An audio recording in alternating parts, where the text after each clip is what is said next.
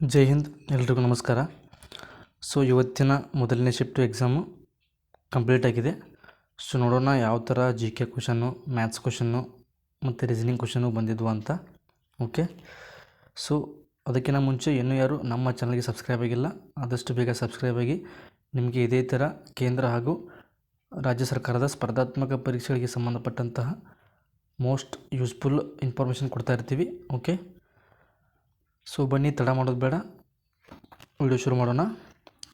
ಮೊದಲನೇ ಪ್ರಶ್ನೆ ಏನಪ್ಪ ಅಂತಂದರೆ, ಭಾರತದ ಉಪರಾಷ್ಟ್ರಪತಿಗಳು ಅಥವಾ ರಾಜ್ಯಸಭೆಯ ಪದನಿಮಿತ್ತ ಅಧ್ಯಕ್ಷರು ಅನುಪಸ್ಥಿತಿಯಲ್ಲಿ ಇದ್ದಾಗ ಅಥವಾ ರಾಷ್ಟ್ರಪತಿಗಳಾಗಿ ಕಾರ್ಯವನ್ನು ನಿರ್ವಹಿಸುತ್ತಿರುವಾಗ ರಾಜ್ಯಸಭೆಯ ಸಭೆಗಳ ಅಧ್ಯಕ್ಷತೆಯನ್ನು ಯಾರು ವಹಿಸುತ್ತಾರೆ? ಯಾರು ವಹಿಸ್ತಾರಪ್ಪ ಅಂತಂದ್ರೆ ರಾಜ್ಯಸಭೆಯ ಉಪಸಭಾಪತಿಗಳು ವಹಿಸ್ತಾರೆ.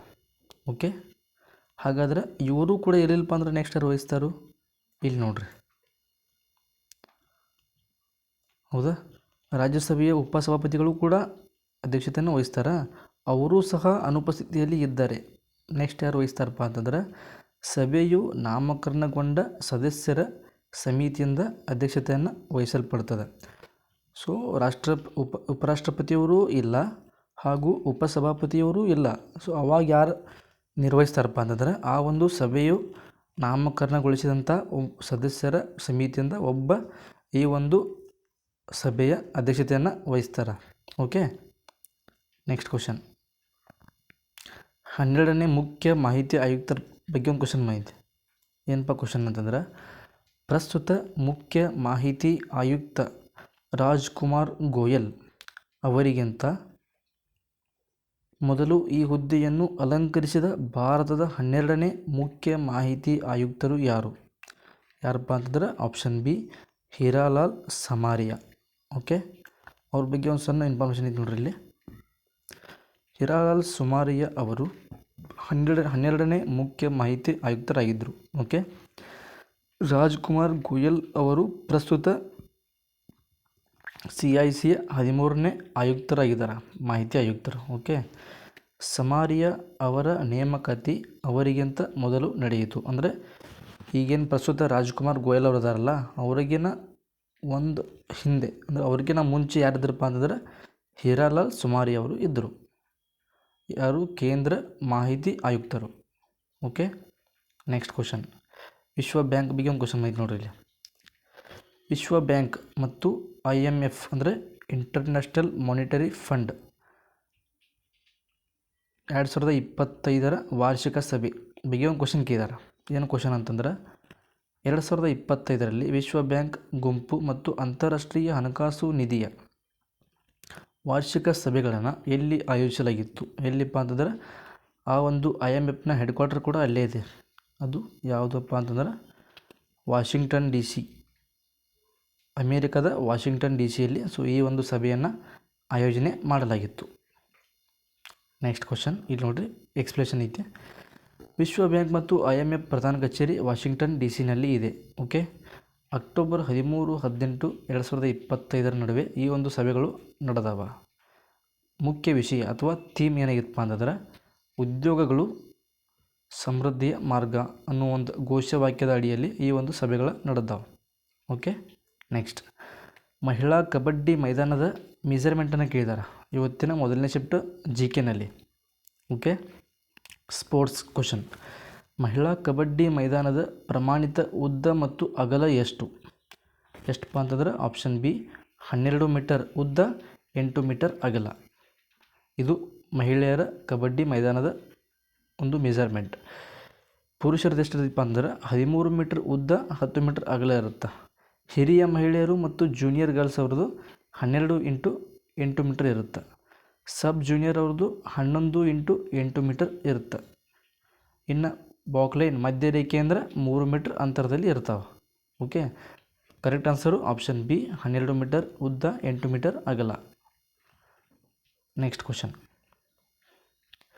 ಇದೇನಪ್ಪ ಅಂದ್ರೆ ಅವಿರೋಧವಾಗಿ ಆಯ್ಕೆಯಾದಂಥ ರಾಷ್ಟ್ರಪತಿ ಬಗ್ಗೆ ಒಂದು ಕ್ವಶನ್ ಕೇಳಿದ್ದಾರೆ. 1977ರಲ್ಲಿ ಅಧಿಕಾರ ವಹಿಸಿಕೊಂಡ ಮತ್ತು ಏಕಾಭಿಪ್ರಾಯದಿಂದ ಚುನಾಯಿತರಾದ ಭಾರತದ ಏಕೈಕ ರಾಷ್ಟ್ರಪತಿ ಯಾರು? ಯಾರಪ್ಪ ಅಂತಂದ್ರೆ ಆಪ್ಷನ್ ಸಿ ನೀಲಂ ಸಂಜೀವ ರೆಡ್ಡಿ. ಹೌದು, ಭಾರತದಲ್ಲಿ ಕಂಡು ಬರ್ತಕ್ಕಂಥ ಅಷ್ಟು ರಾಷ್ಟ್ರಪತಿಗಳಲ್ಲಿ ಪ್ರಸ್ತುತ ಬಹುಶಃ 15ನೇ ರಾಷ್ಟ್ರಪತಿಯವರು ಕಂಡು ಬರ್ತಾರೆ. ಯಾರು? ದ್ರೌಪದಿ ಮುರ್ಮುರವರು.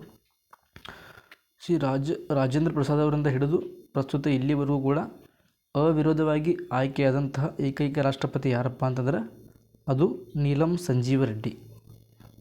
ಓಕೆ, ಇವರು ಜುಲೈ 25, 1977ರಂದು ಅಧಿಕಾರವನ್ನು ವಹಿಸ್ಕೊಳ್ತಾರೆ. 1977ರಿಂದ 82ರವರೆಗೆ ಅಧ್ಯಕ್ಷರಾಗಿರ್ತಾರೆ ಮತ್ತು ಯಾವುದೇ ವಿರೋಧವಿಲ್ಲದೆ ಆಯ್ಕೆಯಾದ ಏಕೈಕ ರಾಷ್ಟ್ರಪತಿ. ಓಕೆ, ನೆಕ್ಸ್ಟ್, ಜ್ವಾಲಾಮುಖಿಯಿಂದ ರೂಪುಗೊಂಡ ಸರೋವರ ಬಗ್ಗೆ ಒಂದು ಕ್ವಶನ್ ಕೇಳಿದ್ದಾರೆ. ಲೇಕ್ ಬಗ್ಗೆ, ಸರೋವರ ಬಗ್ಗೆ. ಏನಪ್ಪ ಕ್ವಶನ್ ಅಂತಂದ್ರೆ, ಜ್ವಾಲಾಮುಖಿ ಚಟುವಟಿಕೆಯಿಂದ ರೂಪುಗೊಂಡ ಸರೋವರ ಯಾವುದಪ್ಪ ಅಂದ್ರೆ ಮಹಾರಾಷ್ಟ್ರದಲ್ಲಿ ಕಂಡುಬರುವ ಲೋನಾರ್ ಸರೋವರ. ಲೋನಾರ್ ಸರೋವರ ಬಗ್ಗೆ ನಿಮ್ಗೆ ಗೊತ್ತಾಯಿತು. ಏನಪ್ಪ ಅಂತಂದ್ರೆ ಜ್ವಾಲಾಮುಖಿಯಿಂದ ಇದು ರೂಪುಗೊಂಡಿದೆ. ಸೊ ಚಿಲ್ಕಾ ಸರೋವರ ಬಗ್ಗೆ ಒಂದು ಇನ್ಫಾರ್ಮೇಷನ್ ಏನಪ್ಪ ಅಂತಂದ್ರೆ ಇದು ಭಾರತದ ಅತ್ಯಂತ ಉಪ್ಪು ನೀರಿನ ಸರೋವರ. ಭಾರತದ ಅತ್ಯಂತ ಉಪ್ಪು ನೀರಿನ ಸರೋವರ ಯಾವುದು? ಚಿಲ್ಕಾ ಸರೋವರ. ನೆಕ್ಸ್ಟ್, ಲೋಕ್ಟಾಕ್ ಸರೋವರ. ಇದು ಮಣಿಪುರದಲ್ಲಿ ಕಂಡುಬರುತ್ತೆ. ಮಣಿಪುರದಲ್ಲಿ ಕಂಡುಬಂದು ಜಗತ್ತಿನ ಏಕೈಕ ತೇಲುವ ಸರೋವರ ಯಾವುದು? ತೇಲುವ ಸರೋವರ. ಹಾಗೂ ಇದೇ ಒಂದು ಸರೋವರದ ಅಡಿಯಲ್ಲಿ ಒಂದು ರಾಷ್ಟ್ರೀಯ ಉದ್ಯಾನವನ ಕಂಡುಬರುತ್ತೆ. ಅದಕ್ಕೆ ಜಗತ್ತಿನ ಏಕೈಕ ತೇಲುವ ಉದ್ಯಾನವನ ಅಂತ ಕರೀತಾರೆ. ಯಾವುದಪ್ಪ ಅಂತಂದ್ರೆ ಅದು ಕೈಬುಲಾಮ್ ಜಾವೋ ರಾಷ್ಟ್ರೀಯ ಉದ್ಯಾನವನ. ಸೊ ಇದು ಮಣಿಪುರದಲ್ಲಿ ಕಂಡುಬರುತ್ತೆ. ಓಕೆ, ನೆಕ್ಸ್ಟ್, ಸಾಂಬಾರ್ ಸರೋವರ. ಇದು ಕೂಡ ಒಂದು ಉಪ್ಪು ನೀರಿನ ಸರೋವರವಾಗಿದ್ದು ಇದು ರಾಜಸ್ಥಾನದಲ್ಲಿ ಕಂಡುಬರುತ್ತೆ. ರಾಜಸ್ಥಾನ್. ಇದು ಸುಮಾರು 5 ನದಿಗಳಿಂದ ನೀರನ್ನು ಪಡೆದುಕೊಳ್ತದೆ. ಓಕೆ, ನೆಕ್ಸ್ಟ್ ಕ್ವಶನ್, ಲೋನಾರ್ ಸರೋವರ ಮಹಾರಾಷ್ಟ್ರದಲ್ಲಿ ಕಂಡುಬರುತ್ತಾ? ಇದು ಬಸಾಲ್ಟ್ ಬಂಡೆಯ ಮೇಲೆ ಉಲ್ಕಾಪಾತದಿಂದ ಸೃಷ್ಟಿಯಾಗಿದೆ. ಇತರೆ ಚಿಲ್ಕಾ ಇದೊಂದು ಲಗೂನ್ ಸರೋವರ. ಲೋಕ್ಟಾಕ್ ಇದು ಸಿಹಿ ನೀರಿನ ಸರೋವರ, ಗೊತ್ತಿರಲಿ. ಸಾಂಬಾರು ಕೂಡ ಉಪ್ಪು ನೀರಿನ ಸರೋವರ, ಆಗಲೇ ಹೇಳಿದ ಹಾಗೆ. ನೆಕ್ಸ್ಟ್ ಕ್ವಶನ್, ನೀತಿ ಆಯೋಗದ ಮುಖ್ಯ ಕಾರ್ಯದ ಬಗ್ಗೆ ಕ್ವಶನ್ ಕೇಳಿದ್ದಾರೆ. ನೀತಿ ಆಯೋಗ ಸ್ಥಾಪನೆಯಾಗಿದ್ದು ಯಾವಾಗ? 2015 ಜನವರಿ 1. ಇದು ಯೋಜನಾ ಆಯೋಗದ ಬದಲಾಗಿ ಈ ಒಂದು ನೀತಿ ಆಯೋಗನ ಸ್ಥಾಪನೆ ಮಾಡ್ತಾರೆ. ಹಾಗೂ ನೀತಿ ಆಯೋಗದ ಅಧ್ಯಕ್ಷತೆಯನ್ನು ಯಾವಾಗಲೂ ಪ್ರಧಾನಮಂತ್ರಿಯವರೇ ವಹಿಸಿರ್ತಾರೆ. ಓಕೆ, ಇದಿಷ್ಟು ಇನ್ಫಾರ್ಮೇಷನ್ನು. ಈ ನೀತಿ ಆಯೋಗದ ಕಾರ್ಯ ನೋಡ್ರಿ, ಕರೆಕ್ಟ್ ಆನ್ಸರ್ ಯಾವುದಪ್ಪ ಅಂತಂದ್ರೆ ನೀತಿ ಆಯೋಗದ ಮುಖ್ಯ ಕಾರ್ಯಗಳ ಬಗ್ಗೆ ಯಾವ ಹೇಳಿಕೆ ಸರಿ ಅಂತ ಕೇಳಿದ್ದಾರೆ. ಯಾವ ಹೇಳಿಕೆಪ್ಪ ಅಂತಂದ್ರೆ ಆಪ್ಷನ್ ಎ ಮತ್ತು ಬಿ. ಹೌದು, ಸಿ ಸರಿಯಲ್ಲ. ಯಾಕಪ್ಪ ಅಂದ್ರೆ ನೀತಿ ಆಯೋಗವು ನಿಧಿಯನ್ನು ಹಂಚಿಕೆ ಮಾಡುವುದಿಲ್ಲ. ಅದು ಹಣಕಾಸು ಆಯೋಗದ ಕಾರ್ಯ, ಏನು? ನಿಧಿಯನ್ನು ಹಂಚಿಕೆ ಮಾಡುವುದು. ಸೊ ಆದ್ದರಿಂದ ಕೊಟ್ಟಿರುವ ಆಯ್ಕೆಗಳಲ್ಲಿ ಎ ಮತ್ತು ಬಿ ಸರಿ. ಸೊ ಇದಕ್ಕೆ ಆಪ್ಷನ್ ಯಾವ ಥರ ಕೊಟ್ಟಿದ್ದಾರೆ ಅಂತ ಕನ್ಫರ್ಮ್ ನಮಗೂ ಗೊತ್ತಿಲ್ಲ. ಸೊ ಅವ್ರೇನಾದರೂ ಆಪ್ಷನ್ ಒಳಗೆ ಎ ಮತ್ತು ಬಿ ಸರಿ, ಬಿ ಮತ್ತು ಸಿ ಸರಿ, ಎಲ್ಲವೂ ಸರಿ ಈ ಥರ ಕೊಟ್ಟಿರ್ಬೋದು ಎಕ್ಸಾಮ್ನಲ್ಲಿ. ಸೊ ಇವತ್ತು ನೀವು ಯಾರಾದರೂ ಎಕ್ಸಾಮ್ ಬರೆದು ಬಂದಿದ್ದರೆ ಸೊ ಈ ಒಂದು ಕ್ವಶನಿಗೆ ಕರೆಕ್ಟ್ ಆನ್ಸರ್ ಯಾವುದಂತ ನೀವು ಕಮೆಂಟ್ ಮಾಡಿರಿ. ಆಪ್ಷನ್ ಹಿಂಗೆ ಕೊಟ್ಟಿದ್ದೀರಾ ಅಥವಾ ಹೇಳಿಕೆ ರೂಪದಲ್ಲಿ ಕೊಟ್ಟಿದ್ದೀರಾ ಅಂತ ನೀವು ಕಮೆಂಟ್ ಮಾಡಿರಿ. ಓಕೆ, ನೆಕ್ಸ್ಟು, ಇದು ರೀಸನಿಂಗ್ ಕ್ವಶನ್. ನಿಧಾನವಾಗಿ ಚಲಿಸುವಂಥ ಗಡಿಯಾರದ ಸಮಸ್ಯೆ ಅಂದರೆ ಹಿಂದೆ ಬೀಳೋದು, ಸೆಕೆಂಡನ್ನು ಗಳಿಸ್ಕೊಳ್ಳೋದು, ಆ ಥರ.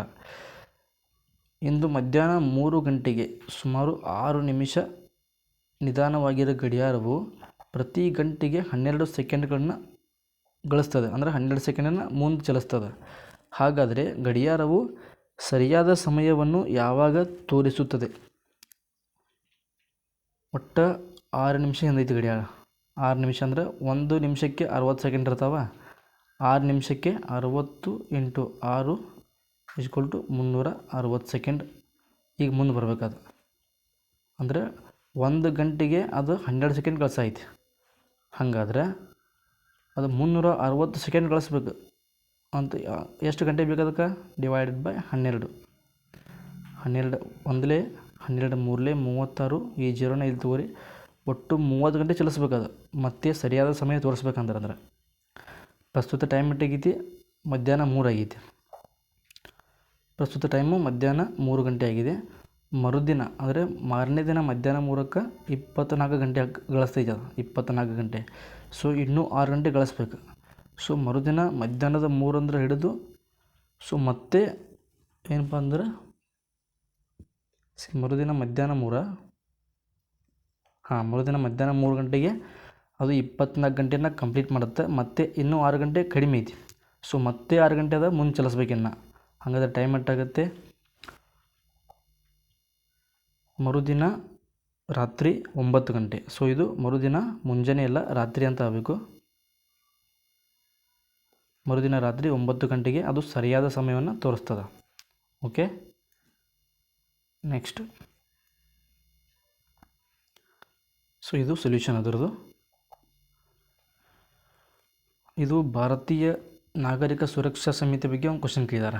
ಓಕೆ, BNSSನ ಸೆಕ್ಷನ್ 240 ಅಡಿಯಲ್ಲಿ ದೋಷಾರೋಪಣೆಯ ದಿನಾಂಕದಿಂದ ಮ್ಯಾಜಿಸ್ಟ್ರೇಟ್ ಎಷ್ಟು ದಿನಗಳಲ್ಲಿ ವಿಚಾರಣೆಯನ್ನು ಪೂರ್ಣಗೊಳಿಸಬೇಕು?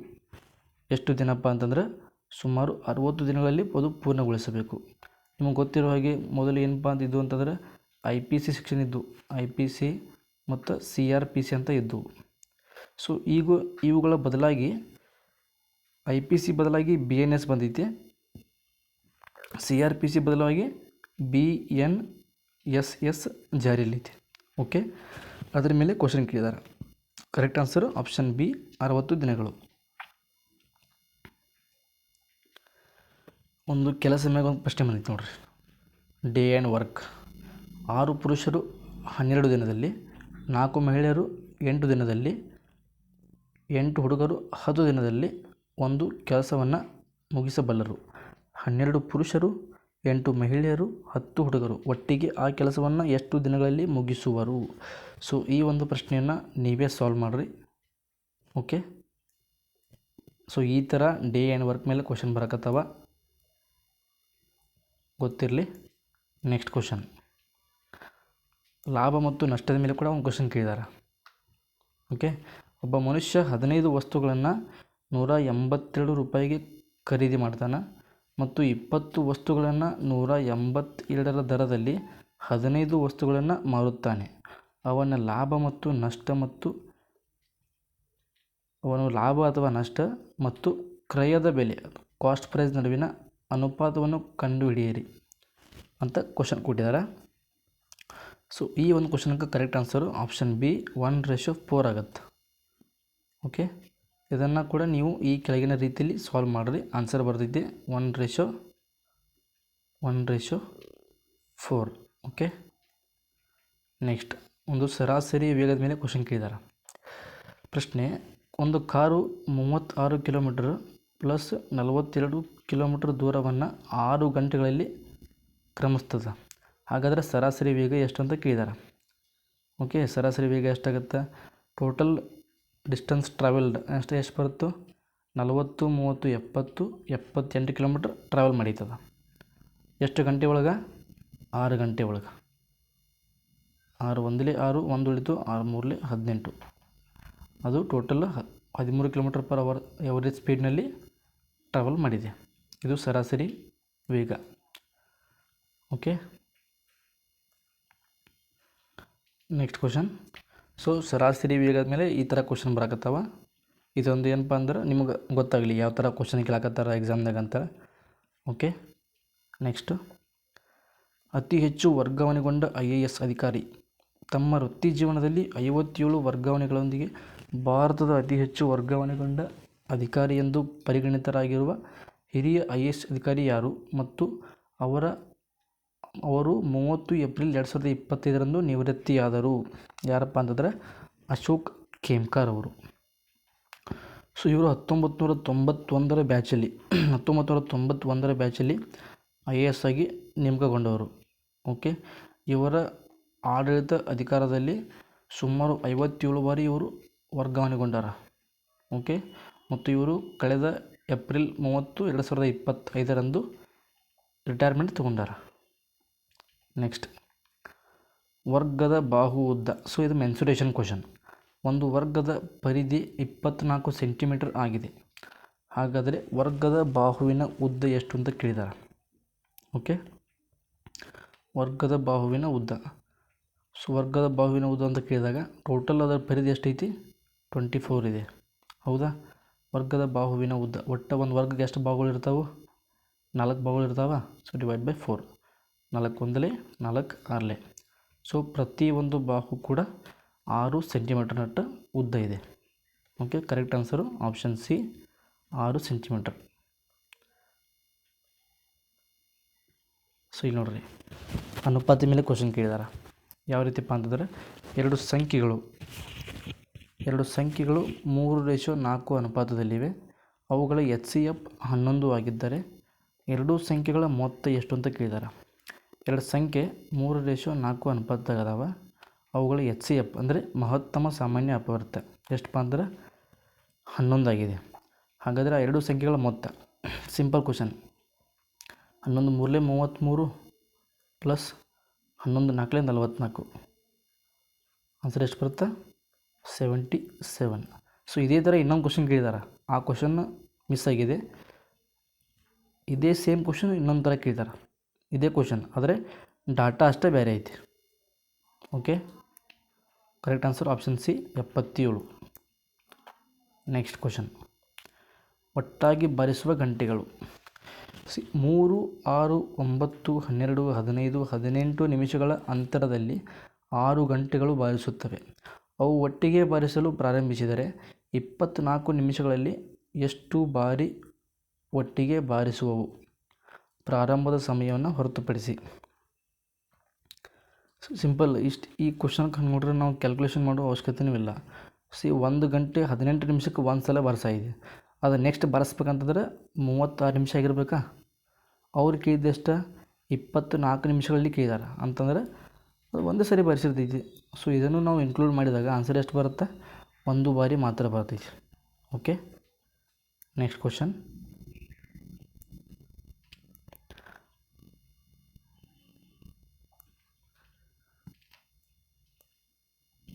ಸೊ ಇದು ಮಿಕ್ಸ್ಚರ್ ಕ್ವಶನ್. ರೇಷೋ, ನೀರು ಮತ್ತು ಆಲ್ಕೋಹಾಲ್ನ ಮಿಶ್ರಣ. ಮದ್ಯ ಮತ್ತು ನೀರಿನ ಅನುಪಾತ 3:5 ಇದೆ. ಇರುವ ಮಿಶ್ರಣಕ್ಕೆ 15 ಲೀಟರ್ ನೀರನ್ನು ಸೇರಿಸಿದಾಗ ಹೊಸ ಅನುಪಾತ ಎಷ್ಟಾಗುತ್ತೆ? 3:8 ಆಗುತ್ತದೆ. ಆರಂಭಿಕ ಮಿಶ್ರಣದ ಒಟ್ಟು ಪ್ರಮಾಣ ಎಷ್ಟು ಅಂತ ಕೇಳಿದ್ದಾರೆ. ಮೊದಲು ನೀರಿನ ವ್ಯಾಲ್ಯೂ ಎಷ್ಟಿತ್ತು? 5 ಇತ್ತು. ಈಗ 8 ಆಗಿದೆ. 8 ಯಾಕಾಗಿದೆ? ಯಾಕಪ್ಪ ಅಂತಂದ್ರೆ 15 ಲೀಟರ್ ನೀರನ್ನ ಕೂಡಿಸಿದಾರೆ. ಸೊ ಮೊದಲು 5 ಇತ್ತು, 8 ಆಗಿದೆ ಅಂತಂದರೆ 3 ಯೂನಿಟ್ ಜಾಸ್ತಿ ಆಗಿದೆ. 3 ಯೂನಿಟ್ ವ್ಯಾಲ್ಯೂವೇ 15. ಹೌದಾ? ಹಾಗಾದರೆ 1 ಯೂನಿಟ್ ಎಷ್ಟು ಬಂತು? 3 ಒಂದಲೇ 3 5ಲೇ 1 ಯೂನಿಟ್ ವ್ಯಾಲ್ಯೂ 5 ಬಂತ. ಸೊ ಟೋಟಲ್ ಮೊದಲನೇದು ಎಷ್ಟಿದೆ? ಟೋಟಲ್ ಅನುಪಾತ 5, 3, ಟೋಟಲ್ ಎಷ್ಟಾಯ್ತು? 8 ಆಯಿತಾ? 8 × 5 = 40. ಸೊ ಇದೇ answer. So ratio and proportion ಮೇಲೆ ಈ ಥರ ಕ್ವಶನ್ ಬರಾಕತ್ತಾವ. ಸೊ ಈ ರೀತಿ ಕ್ವಶನ ಜಾಸ್ತಿ ಸ್ವಲ್ಪ ಪ್ರಾಕ್ಟೀಸ್ ಮಾಡಿ ಸಾಲ್ವ್ ಮಾಡಿರಿ. Okay, next question. ಸೊ ಇದಿಷ್ಟು ಇವತ್ತಿನ ಮೊದಲನೇ ಶಿಫ್ಟ್ನ ಕ್ವಶನ್ಗಳು. ಸೊ ಇದರಲ್ಲಿ ಕೆಲವೊಂದಿಷ್ಟು GK, ಒಂದೆರಡು ರೀಸನಿಂಗು, ಸುಮಾರು ಒಂದು 4-5 ಮ್ಯಾಥ್ಸ್ ಕ್ವಶನ್ ಕವರ್ ಆಗಿದಾವೆ. ಸೊ ಯಾವುದಾದ್ರೂ ಕ್ವಶನ್ ಮಿಸ್ ಆಗಿದ್ದರೆ ಮತ್ತೆ ನಾನು ನೆಕ್ಸ್ಟ್ ವೀಡಿಯೋದಲ್ಲಿ ತೊಗೊಂಬರ್ತೀನಿ. ಸೊ ಈ ಒಂದು ವಿಡಿಯೋದಲ್ಲಿ ನಿಮಗೇನಾದರೂ ಡೌಟ್ ಇದ್ದರೆ ಕಮೆಂಟಲ್ಲಿ ತಿಳಿಸಿ. ಎಕ್ಸಾಮ್ ಬಗ್ಗೆ ಏನಾದರೂ ಡೌಟ್ಸ್ ಇದ್ದರೆ ಸೊ ಕಮೆಂಟಲ್ಲಿ ತಿಳಿಸಿ. ನಾನು ಖಂಡಿತವಾಗಿಯೂ ಅದಕ್ಕೆ ಮುಂದಿನ ವಿಡಿಯೋದಲ್ಲಿ ನಿಮಗೆ ಸೊಲ್ಯೂಷನ್ ಕೊಡ್ತೀನಿ. ಸೊ ಅಲ್ಲಿವರೆಗೂ ಎಲ್ಲರೂ ಚೆನ್ನಾಗಿ ಸ್ಟಡಿ ಮಾಡಿ, ರಿವಿಷನ್ ಮಾಡಿ, ಎಲ್ಲ ಸಿಲೆಬಸ್ನ ಕವರ್ ಮಾಡಿ, ಜಾಸ್ತಿ ಮ್ಯಾಥ್ಸ್ ಮತ್ತು ರೀಸನಿಂಗ್ ಕ್ವಶನ್ಸನ್ನು ಪ್ರಾಕ್ಟೀಸ್ ಮಾಡಿ ಅಂತ ಹೇಳ್ತಾ ಸೊ ಈ ಒಂದು ವಿಡಿಯೋ ಇಲ್ಲೇ ಮುಗಿಸ್ತಾ ಇದ್ದೀನಿ. ಎಲ್ರಿಗೂ ಥ್ಯಾಂಕ್ ಯು.